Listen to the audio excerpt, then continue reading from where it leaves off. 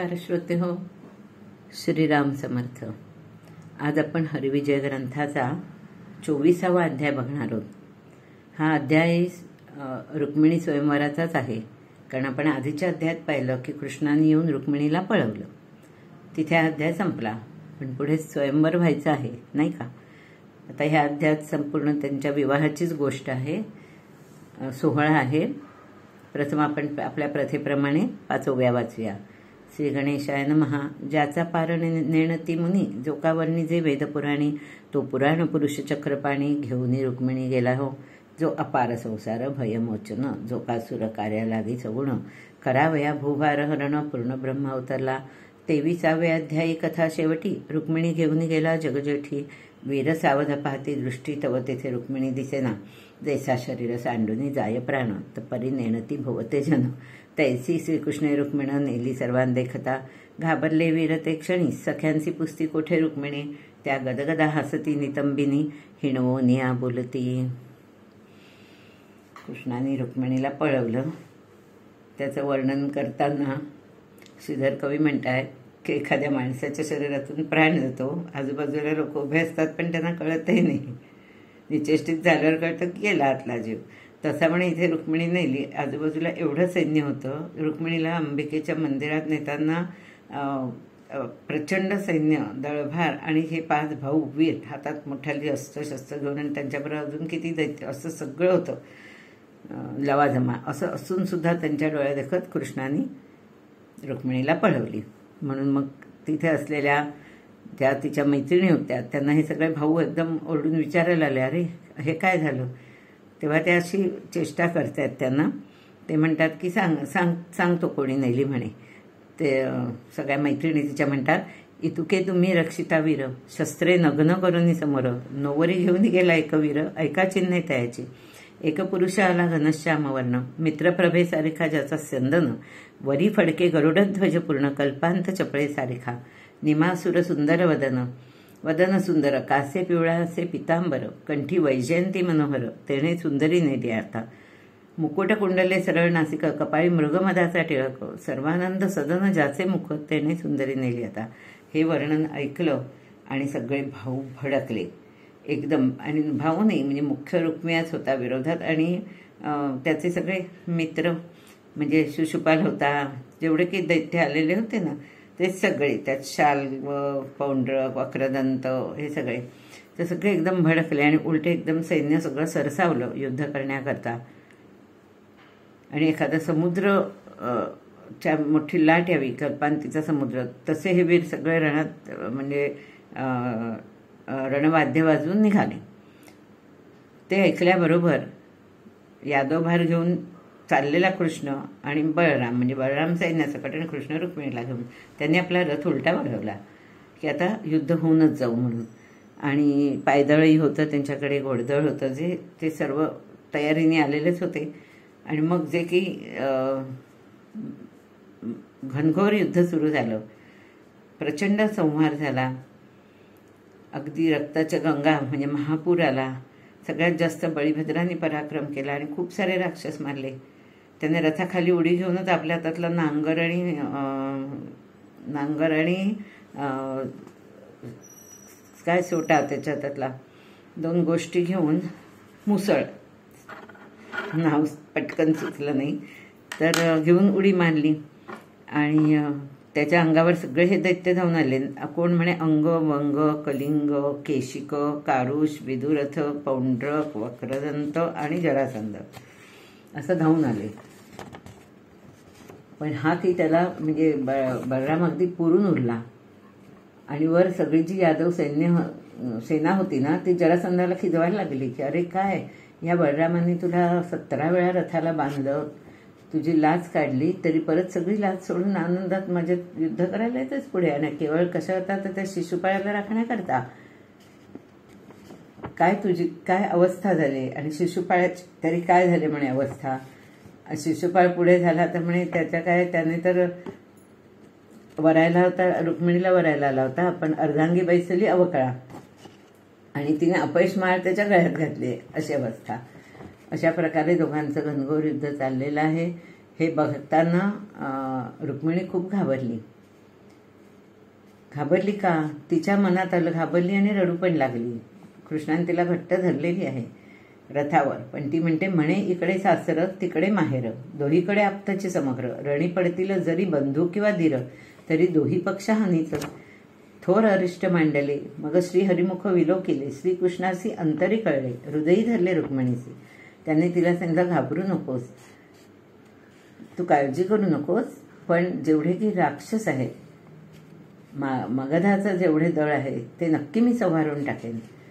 आणि बळीभद्र पण नांगर मुसळ घेऊन आला आणि म्हणाला की मी पण लक्षवीर मारून टाकणार. त्याचा मार तेवढा अनावर होता. ते सगळं बघून ही रुक्मिणी तर एकदम म्हणजे अशी गोंधळलीच की आता हे सगळं काय होणार आहे कोणीकडे. पण इलाज नव्हता, कारण राक्षस उगाच अंगावर धावून येत होते. आता कृष्ण घेऊन तिला चाललेला होता ना. जरासंधाला एकूण अंदाज आला आणि तो म्हणाला की बाबा रे, आता ना रस्त्यात बघू तिकडे प्रेतच दिसत आहेत, तेव्हा आत्ता तरी आपल्याला वाटतं की शिशुपाळाला म्हणतं तू परत फिर, आत्ता आपला जयकाळ नाहीये बहुतेक, उगाच व्यर्थ खटपट करून काही उपयोग नाही. आणि तेव्हा तो जरासंध कबूलही करतो की विचित्र आहे ईश्वरी सूत्र, नकळे माया लाघव साचार, जय पराजय समग्र, त्याचे हाती असती पै. म्हणजे तो कोणीतरी आहे हे या राक्षसांनी काही काळ कोईना ते मानलं. शिशुपाळ झाला खरा दुःखी, पण शेवट जरासंधाबरोबर आपल्या नगराला परतला. हे सगळं बघितल्यावर रुक्मिया मात्र जो पूर्ण विरोधात होता ना, तो भडकून त्याने जोरात आपला रथ अजून पुढे नेला आणि कृष्णाशी सरळ युद्ध मांडलं. कृष्ण आणि तो बाणांचा बडीमार सुरू झाला. त्याला वाटेल ते बोलायला लागला आणि म्हणाला की आज तर मी माझ्या बहिणीला परत तरी नेईन, आणि नाही नेऊ शकला तर सगळी जगातली पापं माझ्या डोक्यावर बसून. तो म्हणतो की हिरोनी आणि माझी भगिनी, तरी गुरुनिंदा करीती जे प्राणी, माझ्या माथा तो दोष, ज्याने ही हिरून आणली माझी भगिनी, तिला मी परत नाही नेली तर गुरुनिंदा करणाऱ्याचा दोष मला लागो. किंवा जे माता पिता पूज्य असतात संसारात, त्यांना एखाद्या पुत्राने जीवे मारलं तर त्याचं जे पाप असतं ते मला लागो.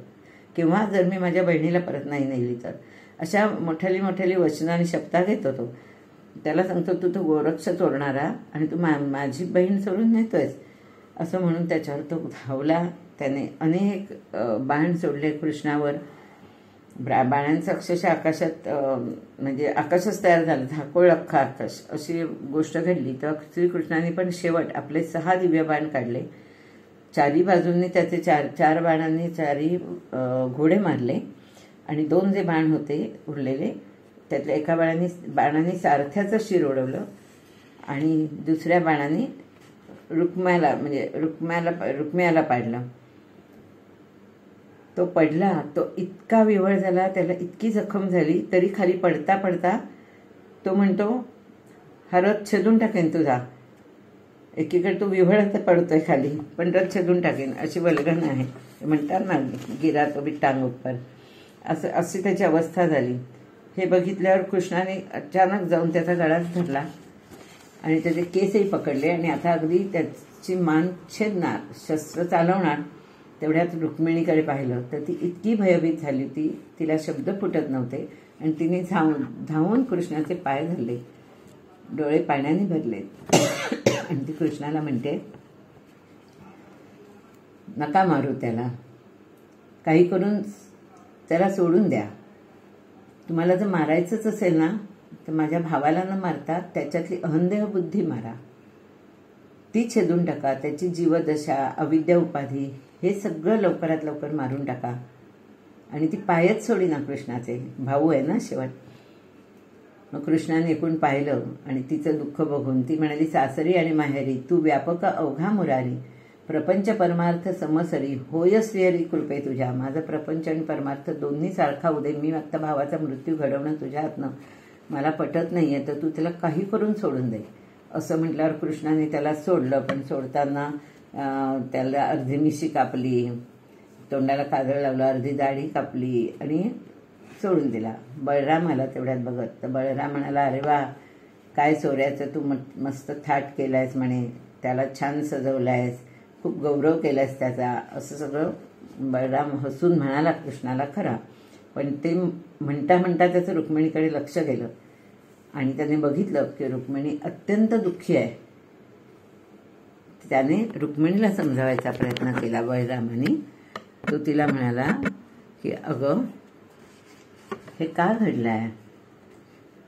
म्हणे ऐक रुक्मिणी सती, ज्ञान अज्ञान दोन्ही वृत्ती, अज्ञान संगे जीव भ्रमती, आत्मस्थिती नेणून या. तुझ्या भावाला आत्मस्थिती जाणून नाही घेता आली. अज्ञानामुळे तो भ्रमलाय आणि म्हणून तो संपतोय, तो चुकलाय आणि तो संपतोय. जेथे ठसावले पूर्ण ज्ञान, तेथेही प्रपंच सहित अज्ञान. नाना विकार भेद ज्ञान कैसे मग उरेल. तर तो तिला समजवतो, तू तर हरीची ज्ञानकळ आहेस, तू फक्त आकार घेतलेला आहेस, तेव्हा तू चिंता करू नकोस. तुझे ठाऊक असतं, मग खेद का करावा आता. ती आदिशक्तीचं ना, तुला सगळं माहिती आहे, मग तू का खेद करतोयस असं म्हणाला बळीराम. पण त्याने कृष्णाला सांगितलं की तू हे चुकीचं करतोयस. आपल्या युद्धाच्या शास्त्राप्रमाणे पण वीर सापडला जरी रणी, तरी त्याची वस्त्रे भूषणे देऊन पाठवावे गौरवनी. आत्ता तू केलंयस अशी करणी करू नव्हे. तो हरला, तो ताब्यात आला, त्याला तुम्ही बांधलंच रथावर, पण त्याचा मान सन्मान करून पाठवा, कारण तो वीर आहे. जय अथवा पराजय हा अवघ्यासी पडता समय, वीरांसी कदा विटंबू नये, हे अनुचित तुवा केले. त्यांनी त्याला सांगितलं की तू चूक केलास. आणि स्वतः बळरामाने चांगली वस्त्रभूषणं वगैरे देऊन रुक्मियाला परत पाठवलं. पण तो निघाला आणि मग त्याच्या मनात आला, आता मी कसं काय जाऊ कौंडिण्यपुराला. म्हणून वाटेतच एक म्हणे भोजकट नगर म्हणून जिथे होतं तिथे त्यांनी वस्ती केली. तो तिथेच राहिला. मग इकडे हे सगळी वरात, हे जे आहे म्हणजे वरात असं नाही, हे सैन्य बळराम आणि कृष्ण रुक्मिणी असे द्वारकेकडे जायला निघाले. आणि सोरटी सोमनाथजवळ एक मूळ माधव या नावाचं एक ठिकाण आहे प्रसिद्ध. तिथे सगळे लोक उतरले आणि मग भीमकरायाला जाऊन कळवलं की आम्ही रुक्मिणीला घेऊन आम्ही इथे आलेलो शत्रूचा पराभव करून.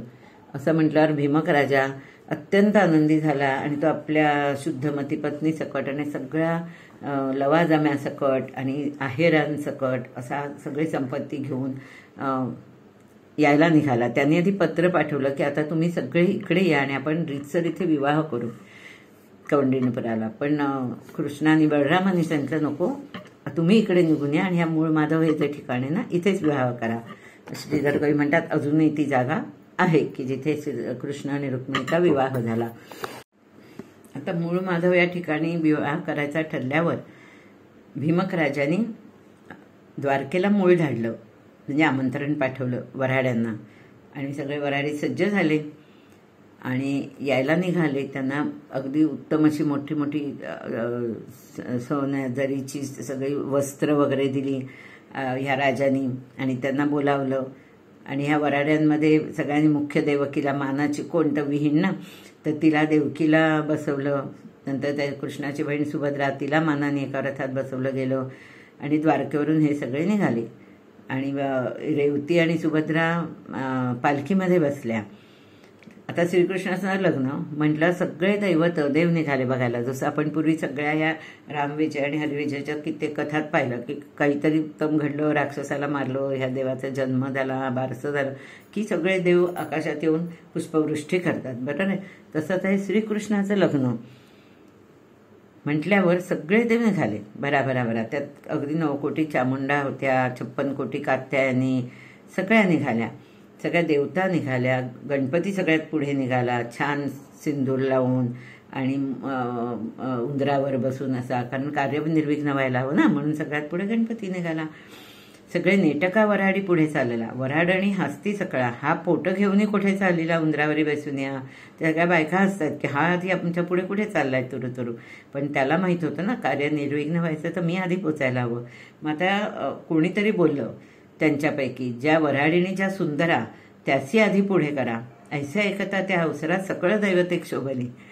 बघा ना, त्या काळात आणि आताच्या काळात स्त्रियांचं दुसऱ्यांना चांगलं सुंदर म्हटल्यावर वगैरे जे रुसणं असतं, जळणं असतं, ते सगळं तेव्हा पण होतं. कारण इथे काही क्षुद्र देवता होत्या आणि मुख्य देवता होत्या. तर कोणीतरी वऱ्हाडीण म्हणाली की सुंदर जे आहेत ना त्यांना पुढे करा, असं म्हटल्यावर बाकीची जी दैवत, क्षुद्र दैवत जी म्हटली जातात ती शोभली. आणि त्यांना राग आल्याबरोबर त्या सगळ्या जे वऱ्हाड होतं ना, त्यांना म्हणे कोणाला हिवज्वर आला, कोणाला ओकार यायला लागल्या, कोणाला हगवण व्हायला लागली, कोणाच्या पोटात पोटशूळ उठला, सगळं पाणी करत हाहाकार माजला.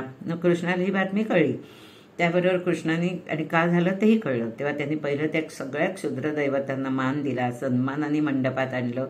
ते मग आपोआप सगळं शांत झालं आणि सगळं निर्विघ्न झालं.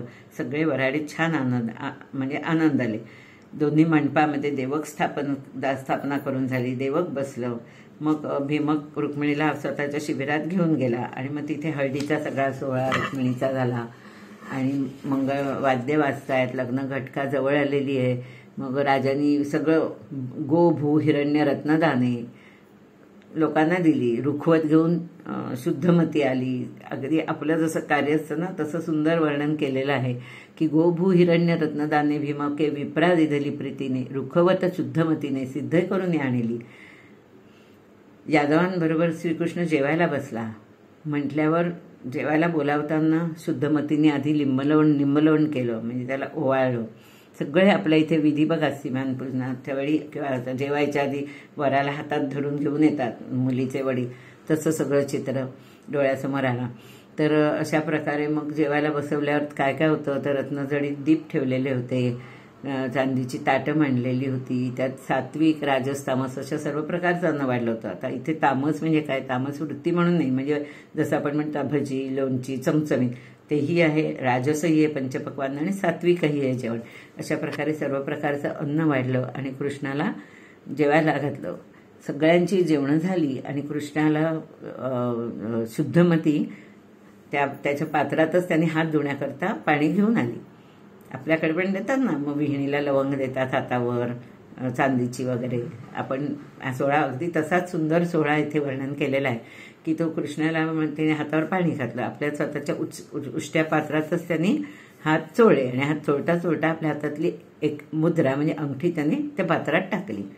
शुद्धमतीने ते पाहिलं, म्हणजे आईने रुक्मिणीच्या, तिने नमस्कार केला कृष्णाला मानाचा आणि ते पात्र सगळं छान हातात गोळा करून घेऊन ती आपल्या मंडपात गेली. तिने ते रुक्मिणीला दिलं आणि तिला दाखवलं. ते बघितल्यावर रुक्मिणीने त्यातली ती अंगठी काढून मस्तकाला लावली आणि आपल्या हातात घातली असं. आणि ती स्वतः बघायला गेली की कुठे दिसतोय कृष्ण, पण अजून सद्गुरुनाथ यायचे होते ना, त्यांनी सावधान म्हणेपर्यंत लग्न लागणार नव्हतं असं श्रीधर कवी म्हणतात. तर नंतर सद्गुरू म्हणे सावधान, आळसी लोक निद्रार्णवी निमग्न, वरी श्रीकृष्ण भक्त अनुदिन सावध पूर्ण सर्वदा. जे श्रीकृष्ण भक्त आहेत ते सतत सावध आहेत, म्हणून त्यांना तर हा कृष्ण दिसणार आहे लग्नाला आलेला. आणि जे कृष्ण भक्त नाही आहेत, आळशी आहेत, ते सदा झोपेत बुडलेले आहेत, त्यांना कृष्ण दिसणार नाहीये असं श्रीधर कवी म्हणतात. म्हणजे एक आध्यात्मिक दृष्टांत दिला. मग घेऊन फळ म्हणजे नारळ हातात देऊन वगैरे मंडपात आणलं कृष्णाला. रुक्मिणीलाही घेऊन आणलं गेलं. वस्त्रभूषण इकडे वसुदेव देवकीने तिला दिली. पुरोहितांनी मग सांगितलं की आता मूळ सत्वर पाठवा वराते, म्हणजे कृष्णाला आणण्याकरता ताबडतोब मूळ झाडा असं. मग म्हणे मूळ झाडाला कोण कोण गेलं वराडनी, तर भीमकाकडच्या म्हणे शांती दया क्षमा उन्मनी, उपरती तितिक्षा मुमुक्षा कामिनी, समाधी सुलीनता. आणि वऱ्हाड कोण गेलं तर म्हणे विवेक वैराग्य परमार्थ अक्रोध निष्काम निरहंकृत स्वानंद, हे सगळे वऱ्हाडी. हे सगळे म्हणे धावले त्याला आणायला. अशा गजरामध्ये श्रीकृष्णाला मंडपात आणलं गेलं. तर सुंदरशा अशा सोन्याच्या चंद्रकांत दगडाच्या आणि सोनं लावलेल्या चौरंगावर बसला. मग त्याचा मान सन्मान केला गेला आणि त्याला वस्त्र अलंकार दिले गेले. नंतर आरती ओवाळली गेली सवाष्णीने मिळून छान. हे सगळं दृश्य विमानातनं सगळे देव बघतायत बरं का. मग उग्रसेन वसुदेव बळीभद्र हे सगळे यादवांसकट त्या मंडपात हजर झाले. डोक्यावर कलश घेऊन दासी आल्या कृष्णाच्या पुढ्यात. तर त्यांना कृष्णाने सगळ्यांना छान ते जे हवं ते दिलं, म्हणजे भेटी दिल्या असं. आणि मग तो आत शिरला कृष्ण लग्नाच्या मंडपामध्ये. मधुपर्क झालं आणि शुद्धमती जी आहे तिने पाय धुतले. राजाने म्हणजे शुद्धमतीने पाणी घातलं आणि राजाने त्याचे पाय धुतले छान. अशा प्रकारे हा मूळ माधव या ठिकाणी कदंब तीर्थ म्हणून आहे. आणि श्रीधर कवी सांगतात की मूळ माधवी कदंब तीर्थ अद्यापि असे देखीती भक्त, वृक्ष तेथीचे समस्त मंडपाकार असती पै. आत्ताही तिथे जे वृक्ष आहेत ते मंडपाच्या आकाराचे आहेत, म्हणजे तशा कमानी झालेल्या असाव्यात. खरं आम्ही द्वारकेला जाऊन आलो, पण मला ही गोष्ट, हे ठिकाण आठवत नाही मला. गोपींचा तो तलाव आठवतोय, पण ही गोष्ट मला तरी आठवत नाही. असो, नंतर मग कृष्णाला म्हणजे यज्ञोपवीत घातलं गेलं. तर श्रीधर कवी म्हणतात वेदांचा जनिता कृष्णनाथ, पण त्याला यज्ञोपवीत घातलं, आचमन करायला सांगितलं, षोडशोपचारे त्याची पूजा झाली आणि त्याच्या हातात दही घालताना सगळे त्याचे जे मेवणे होते, म्हणजे ते बाकीचे आता रुक्म्या सोडून, ते त्याची चेष्टा करत होते. ते म्हणाले अहो काही भीड धरू नका, तुम्ही लोकांच्या घरात जाऊन दही चोरल्यात, आता आम्ही मानाने देतोय तर का नाही घ्यायचं, खा ते हातावर घातलेलं दही, असं चेष्टा करत होते. मग तेव्हा तिथे म्हणे बाकीचे लोक जे होते म्हणजे यादवांकडचे, कृष्णाच्या बाजूचे, तर ते म्हणाले हे तुमचे बघा मेवणे, त्यांना त्या रुक्मियासारखाच अलंकार आणि मानसन्मान हवाय, द्या बरं असं. पण नाही, बलरामाने त्यांना छान वस्त्र वगैरे दोन, म्हणजे आठवतं ना रुक्मिला पकडलं तेव्हा त्याला ते मिशी कापली, दाढी कापली वगैरे, तर हे चेष्टा सगळे करायला लागले यादव लोक की त्याला ह्या सगळ्या 4 भावना पण असंच द्या, बहुतेक त्यांना तेच हवंय म्हणून ते चेष्टा करतायत. पण नाही, बलरामाने त्यांचा छान सन्मान केला. आणि मग घटकाजवळ आली तेव्हा ब्राह्मण म्हणाले सावधान. तर ओवी छान आहे, देशिक म्हणे सावधान, वादविवादी न घालावे मन, प्रकृती पुरुषांचे ऐक्य लग्न, मौन्याची पूर्ण विलो. का तुम्ही बघणाऱ्यांनी मौन्यात हे बघा लग्न, कुठलेही वादविवाद करू नका. प्रकृती पुरुषाचं ऐक्य आहे, त्यामुळे वाद जास्त ना, कारण जनरली ही जी वराडी असतात मुलाकडचे आणि मुलीकडचे, ज्यांच्यात त्या लग्नातल्या मानपानावरून 99% वेळा काहीतरी उसवा फुगवा वादविवाद होतो. तर श्रीधर कवी सांगतात तसं काही वादविवाद करू नका, अंतरपाठ धरला गेलेला आहे, तुम्ही मौन्यानेच हे सगळं बघा, सुंदर दृश्य काय चाललंय ते. प्रपंच आणि परमार्थ जाणं, उभयपक्षी सावधान, अनादी कुळदैवत स्मरण, करावे चिंतन एकत्वे. विवाह करताना काय करावं, तर नवरा बायकोनीही प्रपंच आणि परमार्थ दोन्हीच सावधान व्हायला पाहिजे. सावधान म्हणजे फक्त प्रपंचा करता नव्हे, दोन्हीच सावधान व्हावं आणि आपलं कुळदैवत आठवावं विवाह करताना. मग ओम पुण्यावचन वचन ते वेळा, आचार्य बोलता अंतरपाठ फिटला, वाद्यांचा गजर झाला तो सोळा अद्भुत, भीमकीच्या माथा अक्षत देख, घाली जलजोद्भवाचा जनक, तेव्हाची मस्तकी ठेविला हस्तक, जन्मसार्थक झाले. कृष्णाने तिच्या डोक्यावर आपल्या हाताने अक्षता टाकल्या, हाही विधी असतो गुरुजी सांगतात ते. तेव्हा आणि तिच्या डोक्यावर हात ठेवला, म्हणजे त्या क्षणीच तिला आशीर्वाद दिला आणि तिच्या जन्माचं जणू सार्थक झालं. मग त्याने कंकण बांधलं तिला. नंतर त्यांचे जे दोघांचे बाहेरचे पदर आहेत त्यांच्या वस्त्राचे, त्याला गाठ मारली गेली म्हणे, छान. आणि मग सगळ्यांनी सांगितलं आता नवरीला कडेवर घे आणि बोहल्यावर चढव, असं म्हटल्यावर कृष्ण खूप हसायला लागला. परत हे जे मेवणे होते ना, त्यांनी चेष्टा केली, अहो तुम्हाला हे काय कठीण आहे, कडेवर घेण्याचा तर तुम्हाला आधीपासून भरपूर अभ्यास आहे, कारण गोपींची कथा ऐकलेली असते ना, रासलीला ऐकलेली आहे, त्यामुळे तुम्हाला ह्याचा तर खूप अभ्यास आहे, तुम्ही सहज घ्याल. कृष्णाने हसून तिला कडेवर घेतलं आणि विवाहाला उभा राहिला. मग चतुर्थ होम आणि वरदक्षिणा घ्या असं भीमकाने सांगितलं. भरभरून वरदक्षिणा दिली आणि देवकीला घेऊन आली मानाने शुद्धमती आणि सुनमुख पाहायला सांगितलं. सगळे विधी बघा आपल्या लग्नातले असे डोळ्यासमोर उभे राहतात. मग ते सुनमुख बघणं झालं.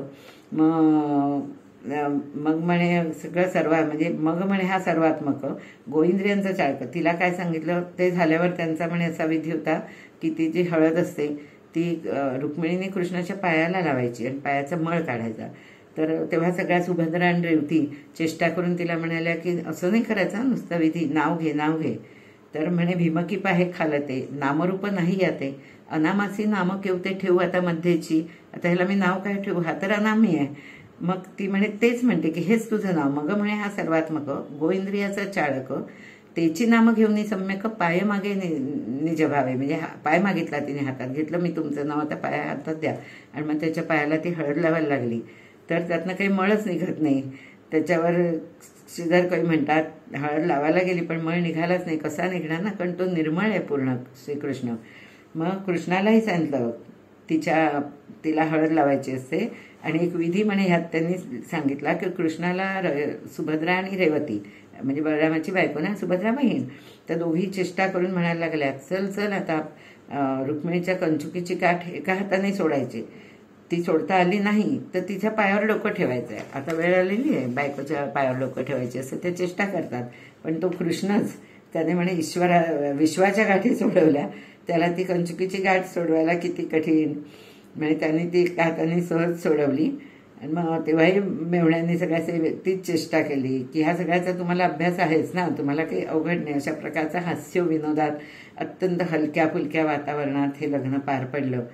मग सगळा विवाह पूर्ण झाला तेव्हा सुभद्रा म्हणाली, आता तू आता तिच्या अंगाला हळद लाव आणि त्याला तुला पण उखाणा घ्यायचा आहे. तेव्हा कृष्णाने म्हणे उखाणा घेतला. म्हटलं, मजहुनी विशेष गुणी रुक्मिणी तू सगुण शहाणी, असं म्हणून तिला हळद लावली. ऐकून हसीचे थोर लहानी खुण सज्जनी जाणीते, की सज्जन माणूस कसा असतो की एक काय त्यांना म्हणायचं होतं, म्हणजे 16 उखाणा घेतला त्यांनी, अशा अर्थी साधा सरळ. सगळे लोक अत्यंत खुश झाले. हा मोठा विवाह सोहळा, सगळे देव, सगळ्या प्रकारच्या देवता, क्षुद्र देवता सगळे हा विवाह सोहळा बघतायत त्या मूळ माधव या ठिकाणी. अशा प्रकारे 4 दिवस सोहळा झाला. त्याचं वर्णन करणंही अशक्य आहे, इतका सुंदर झाला. मग सगळ्यांना भीमकांनी वस्त्र, सगळ्या गोष्टींचे दान, नंतर जी वधूला वस्त्र देतात ना त्याला साडे म्हणतात, म्हणजे ऐरणी पूजनाच्या वेळी त्याचं ती वस्त्र सगळी दिली आणि रुक्मिणीची बोळवण केली. शुद्धमती म्हणाली की इतके दिवस आम्ही छान सांभाळलं तिला, आता ती तुमची, आता तुमच्या ताब्यात घ्या, असं आई वडिलांनी जसं नेहमी सांगतात वरात निघताना, तसं अत्यंत गहीवरून त्या दोघांनी सांगितलं की तुम्ही तुमच्या हातात देतोय, तिला घ्या आणि तिचा सांभाळ करा. अशा प्रकारे आणि मग तिथून द्वारकेला आलं सगळं वऱ्हाड आणि रुक्मिणीसह गृहप्रवेश झाला कृष्णाचा. षोडशोपचारे करून भीमकी करी लक्ष्मीपूजन, घरात आल्यावर लक्ष्मीपूजन हा जो विधी होतो ना तोही त्या द्वारकेच्या त्यांच्या महालात विधी झाला. आणि अशा प्रकारे परीक्षितीला शुक परीक्षितींना सांगतात की अशा प्रकारे आपला गोपाळ आता गृहस्थ झाला. तेव्हा हरिविजय ग्रंथ भांडार, त्यात दिव्यरत्न हे रुक्मिणी स्वयंवर, ते दोन्ही अध्याय साचार 23वा आणि 24वा. आता श्रोती व्हावे सादर, पुढे जांबवंतीचे स्वयंवर, ते कथा परमनागर, ऐकती चतुर पंडित आहे. अशा प्रकारे पुढच्या अध्यायात जांबवती विवाहाची कथा आहे, ती ऐकायला सगळे सादर व्हा अशी प्रार्थना करून अध्यायाचा शेवट श्रीधर कवी करतात की इति श्री हरिविजय ग्रंथ सम्मत हरिवंश भागवत सदा परिसोत भाविक भक्त चतुर्विशंतितमाध्याय ओढा.